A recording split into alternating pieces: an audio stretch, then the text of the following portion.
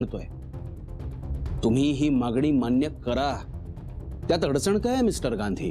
बाबासाहेब माफ करा, पण तुम्ही बापूजींना सारखे मिस्टर गांधी का म्हणत आहात? ते आपल्या देशाचे महात्मा आहेत, पहिले आणि एकमेव महात्मा. तुम्ही हे पुण्याच्या येरवड्याच्या कारागृहात उभे राहून हे बोलत आहात की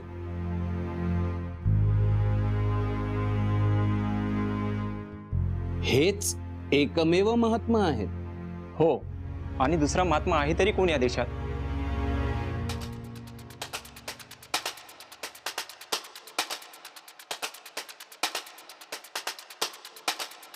पुण्याच्या पुण्यभूमीत उभे आहात तुम्ही. इथे एक असा महात्मा जन्माला येऊन गेला ज्याने केवळ पुण्यावरच नव्हे समस्त देशावर अनंत उपकार केले आहेत. आणि माझ्यासाठी तेच महात्मा आहेत. कारण महात्मा ही पदवी त्यांना शोषितांनी, गोरगरिबांनी आपणहून बहाल केली आहे. काय? होय, समानतेच्या तत्वावर भारतीय समाज क्रांती करणारा 100 वर्षांपूर्वी स्त्रियांना, शूद्रांना प्रस्थापितांच्या दास्यातून मुक्त करण्याचे महान कार्य करणारा असा हा महात्मा.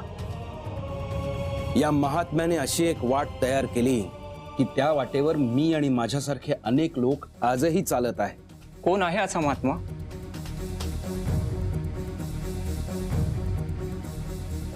महात्मा ज्योतिराव फुले.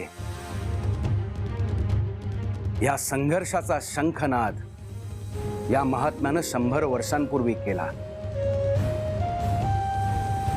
आपले संपूर्ण आयुष्य भयावह गुलामगिरी नष्ट करण्यासाठी, स्त्रियांच्या अभ्युदयासाठी आणि शेतकऱ्यांच्या उत्थानासाठी त्यांनी खर्च केलं. अहो, जेव्हा सुधारक हा शब्दही अस्तित्वात नव्हता तेव्हा त्यांनी हे सगळं कार्य केलं.